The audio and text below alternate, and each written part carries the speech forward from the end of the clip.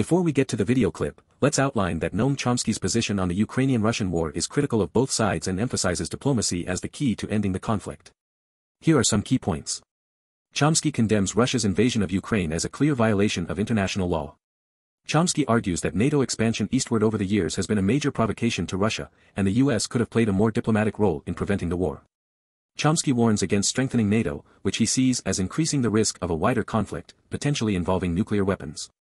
He believes all parties should prioritize a negotiated settlement to end the war and prevent further devastation. Now off to this wonderful clip of Noam Chomsky.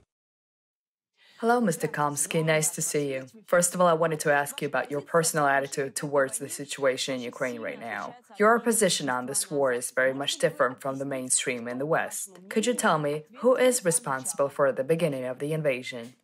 First of all, it's not that different from the West mainstream, not the political leaders. Take a look, for example, at the current issue of Harper's Magazine, major American magazine, the long lead article by two prominent international affairs specialists, Benjamin Schwartz, Christopher Lane, about the same as my position. Who's responsible for the war? Well, for the immediate aggression, of course, Putin is responsible. There's no justification for aggression. On the other hand, if you look back farther, Schwartz and Lane give a good history of this. It's been understood for 30 years, ever since Clinton, by the top level of the U.S. diplomatic corps, including the current CIA director, his predecessors, most of the political scientists in the 1990s, and since they have been strongly warning Washington that expanding NATO to Russia's border is in violation of firm promises to Gorbachev, is reckless and provocative. And they have made it very clear. The current CIA director, William Burns, a Russia specialist, was particularly explicit about this, that in all the years he spent in Russia as an ambassador, he never met a single person from right to left who didn't agree that Ukraine joining NATO was an absolute unacceptable red line. That's Yeltsin, Gorbachev, liberal critics of the Putin regime all agree on that. That's been understood by Washington for more than 30 years, and the overwhelming political class has supported that. Well, they went ahead anyway. And that's background you can't overlook. Doesn't justify the invasion. Nothing justifies aggression, but it's part of the background you can't overlook. This went on to the last minute, as late as January, February 2022, just before the invasion. The Russians were, Lavrov, Putin were still saying very explicitly, the crucial issue is Ukraine joining NATO. That we cannot accept any more than Yeltsin or Gorbachev. Yes, but you agree with the fact that Ukraine was not supposed to join NATO in the foreseeable future, right? There were even guarantees given to the Russian government that Ukraine would not become a member of the alliance. In particular, as I understand, this is what Chancellor Scholz was telling Vladimir Putin not long before the start of the war. I mean, that it could not happen. No one was planning to get Ukraine into NATO. If you think that you're talking to the wrong person, you ought to be talking to the director of the CIA, diplomatic corps, practically all political scientists in the United States who don't agree with you. So talk to them. No. I'm just interested in your position. I happen to think that they're right, but it's pointless to talk to me about it when this is virtually unanimous opinion. To say I'm in the position that George Bush, the second, not the first, when he took in 2008, saying Ukraine must join NATO, he was blocked at that point by France and Germany. but the U.S. is powerful enough so that they couldn't prevent the official statement from saying it's just a matter of time.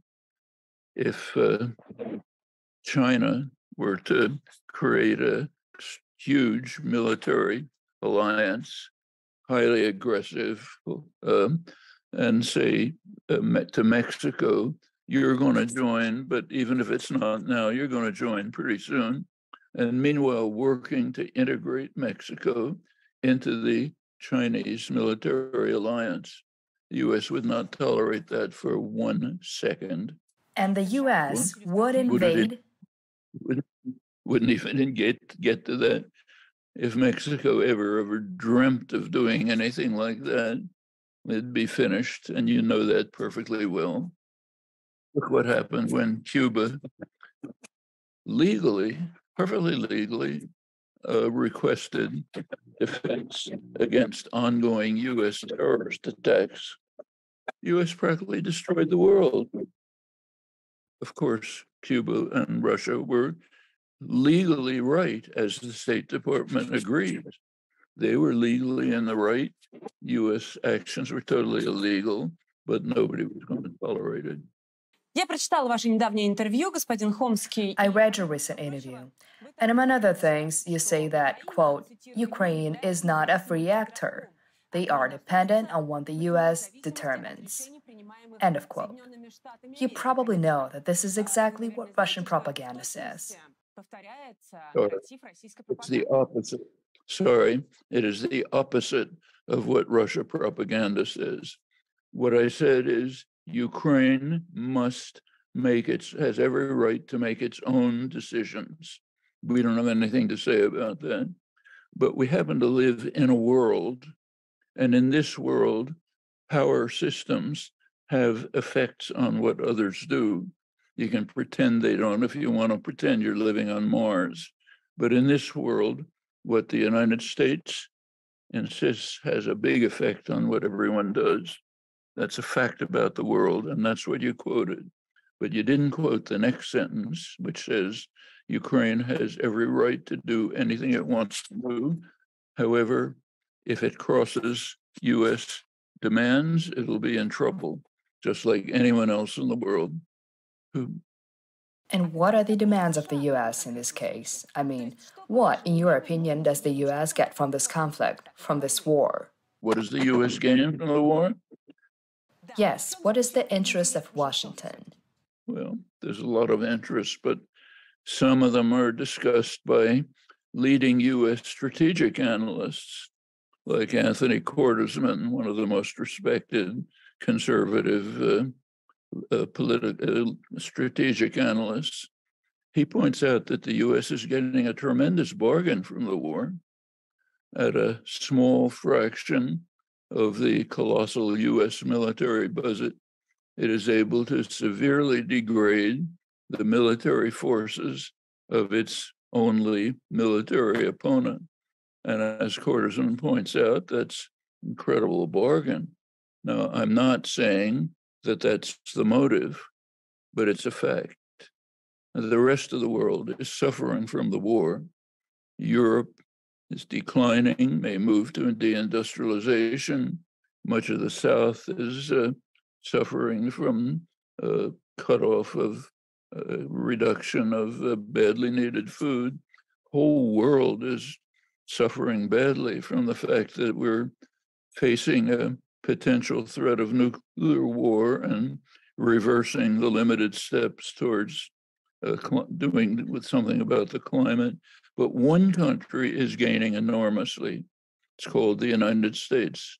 Again, I'm not saying that's the motive, but that's a fact.